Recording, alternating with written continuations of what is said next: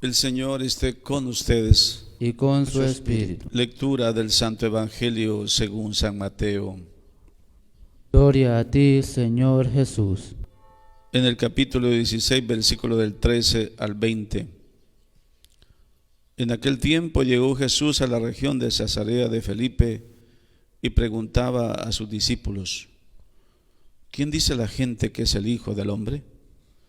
Ellos contestaron: unos que Juan Bautista, otros que Elías, otros que Jeremías o uno de los profetas.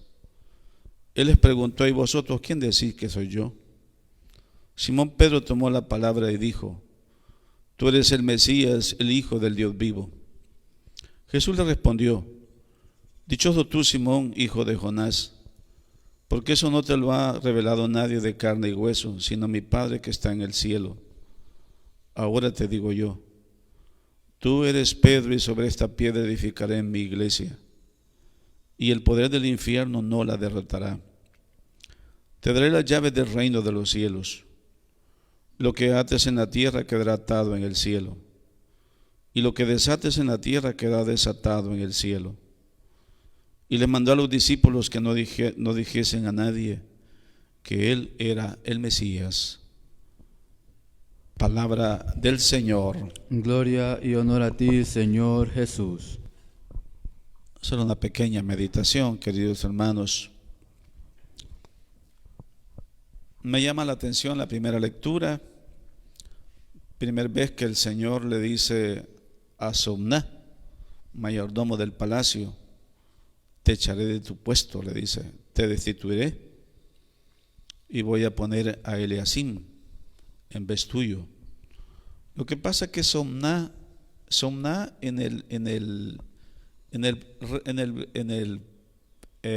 con el rey era como, podemos decir, como la mano derecha, como el ministro de Hacienda, como un ministro de Economía. Era un hombre de poder, pero se había corrompido, ¿verdad? Se había corrompido. Él tenía muchas injusticias, y entonces Dios no le gustó. Le dijo: te voy a quitar, aunque yo te he dado ese puesto, yo te voy a quitar. Y yo creo, queridos hermanos, que esta lectura ojalá la leyeran todos aquellos que tienen un cargo, ¿verdad? Un cargo, en este caso los que manejan el dinero de los pueblos, los que tienen un cargo para manejar los dineros de las alcaldías, por decir algo, o los que tienen algún negocio donde nos aprovechamos del dinero de los pobres o no hacemos justicia, ¿verdad? La verdad es que Dios es el que da el poder y Dios lo quita. Ustedes saben, por ejemplo, a nivel más grande, ¿verdad? Porque también a nivel pequeño hay. A nivel grande tenemos presidentes que se han muerto incluso, ¿verdad? Que tenemos presidentes en la cárcel, ¿verdad? Ministros, etcétera. Lo que pasa es que a veces se nos olvida que todo lo que tenemos es de Dios, ¿verdad? Que todo lo que tenemos y manejamos no es de nosotros, es para el bien de los demás, ¿verdad? Pues se me hace a mí que está bien que lo meditemos, ¿verdad? Y en el Evangelio pues nos encontramos con que Cristo quiere saber de sus discípulos qué piensan ellos de Él, qué piensan ellos de Él. Y pues dice, y ella les pregunta, ¿verdad?, a sus discípulos: ¿quién dice la gente que es el Hijo del Hombre? Y ellos contestan, ustedes saben, unos que Juan Bautista, otros que Elías, otros que Jeremías. Pero San Pedro contestó: tú eres el Hijo del Dios vivo, ¿verdad?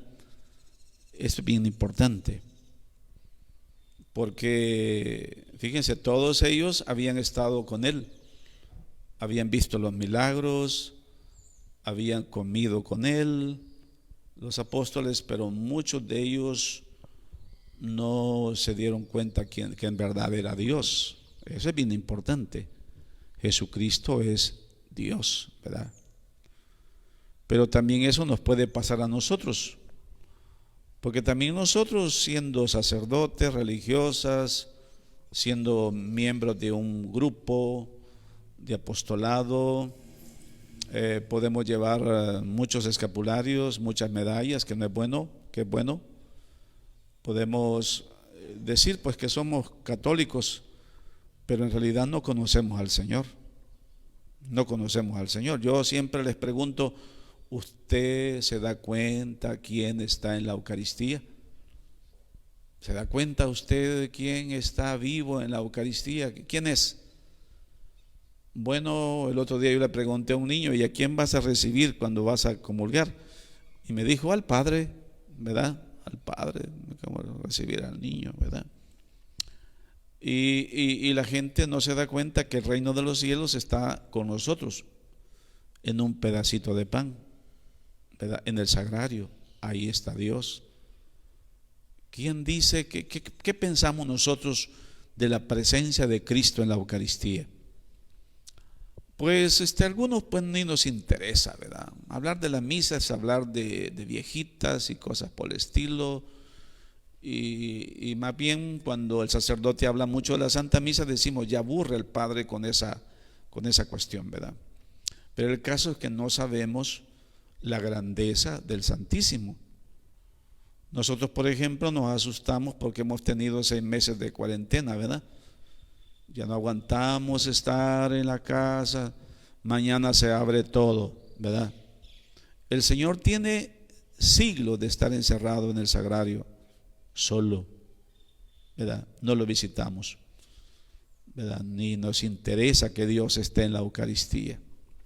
Bueno, ¿quién dice la gente que, por ejemplo, es la Santísima Virgen María? ¿Conocemos a la Santísima Virgen? ¿Conocemos la grandeza de la Virgen Santísima? Conocemos que la Virgen Santísima tiene todo poder en el cielo y en la tierra, porque Dios se lo ha dado para cambiar las cosas. Conocemos que la Virgen Santísima, por ejemplo, si todos rezáramos unos 4 rosarios diarios, se iría la pandemia, se terminarían los problemas familiares, individuales, los problemas de los sociales de los pueblos y los problemas mundiales se irían con un poquito de amor a la Virgen. Y hoy es más cuando necesitamos conocer más a la Virgen. Ustedes saben, por ejemplo, que el mundo se está derrumbando, así como lo oyen, se está derrumbando poquito a poco. El mundo ya no aguanta el calentamiento, por ejemplo, global. Los hielos de todos los polos están yendo a los mares van a subir, calentamiento global, ¿verdad? Hoy tenemos más huracanes que nunca, va a haber escasez de agua, ya hay miles de personas que están muriendo de hambre en el mundo. El caso, queridos hermanos, que nos acercamos a un caos terrible, donde la misma naturaleza se va a encargar de darnos la lección por el pecado de ambición, porque a pesar de que hayan qué sé yo, el 20% de millonarios en el mundo, hay un 80% de gente pobre, ¿verdad? Pero hay gente que lo tiene todo, tiene millones y millones, pero que no comparte ni estamos haciendo nada por el medio ambiente, ¿verdad? Que es bien importante. Entonces, queridos hermanos, pues, y Cristo que le dice a Pedro, Pedro, tú eres piedra, ¿verdad? Y sobre esta piedra edificaré mi iglesia. Voy a terminar con esto porque habría mucho que decir. ¿Por qué? Porque Cristo funda una iglesia. Sobre ti, Pedro, edificaré mi iglesia, ¿verdad? Y esta iglesia, queridos hermanos, es la iglesia católica. Lamentablemente nosotros, también es otro pecado horrible, ¿verdad? Que el infierno ha desatado muchas cosas, desde los musulmanes hasta sectas y ideologías y cosas por el estilo, que piensan que ellos son Dios, ¿verdad? Y que ahí está Dios. Cristo, queridos hermanos, fundó una sola iglesia, Y miremos esto, ¿verdad? Creo que esto nos duele la cabeza cuando lo escuchamos, o mucha gente no quisiera escucharlo, ¿verdad? ¿Por qué dice eso el Padre? Si aquí está Dios también. Hay muchos pastores que son buenos, hay mucha gente que no es católica, pero es buena, y es cierto, hay mucha gente católica que no es buena, que es buena. Pero, queridos hermanos, podemos estar engañados en una cosa que pensamos que es correcta, y no es la correcta. Tú eres Pedro, y sobre esta piedra edificaré mi iglesia. Mi iglesia. ¿Ven? Ese mi, ¿verdad? Posesivo, es mi iglesia. La iglesia católica es de Cristo, no es mía, no es del sacerdote, no es del Papa incluso. La iglesia es de Cristo, que está fundada sobre la debilidad de hombres, es cierto, pero ni el infierno la podrá derrotar, ¿verdad? Y la iglesia ha pasado por muchas tiranías. Sabemos nosotros, por ejemplo, el imperio romano, los griegos, que los bárbaros, Hitler, y últimamente pues los imperios que están ahorita, ¿verdad? Que van contra la iglesia muchos. Pero el poder del infierno no podrá contra ella, ¿verdad? Y entonces, queridos hermanos, esta es la iglesia católica. Y ojalá que nosotros pues leyéramos un poquito más. Esto está en San Mateo 16, del 13 al 20, porque lo leemos en la casa, ¿verdad? Porque a veces nosotros estamos dudando, Padre, yo pienso que me voy a cambiar de iglesia. No, cambiar el corazón, ¿verdad? Cambiar la mente. ¿Por qué? Porque los sacramentos están en la iglesia católica. La gracia está en la iglesia católica, ¿verdad? Allá te van a enseñar que lo más importante es que des el diezmo, que des mucho diezmo, o si no, no te vas a salvar. En cambio, la iglesia te dice, si vives en gracia de Dios, pues te vas a ir al cielo, ¿verdad? Por supuesto, tienes que ser santo, tienes que ser justo, tienes que ser generoso, etcétera. Pero la gracia de Dios solamente se recibe por los sacramentos, ¿verdad? Y ahí están las llaves de Pedro, ¿verdad? Dicen que Monseñor Romero, cuando en alguna reflexión dijo él, dichoso el enfermo que es visitado por un sacerdote, dijo, porque en ese momento que el sacerdote le da la absolución, se le cierra el infierno y se le abre el cielo, dijo Monseñor Romero, ¿verdad? Interesante esas palabras de un mártir, ¿verdad? De un santo. Cuando tú te confiesas y suponte que mueres, ¿verdad? En ese momento que el sacerdote te da la absolución, se cierran las puertas del infierno para ti y se abre el cielo. ¿Ven? El poder que tiene la iglesia, el poder que tiene un sacerdote de abrir el cielo, ¿verdad? Cualquier cosa tú puedes decir de un cura, ¿verdad?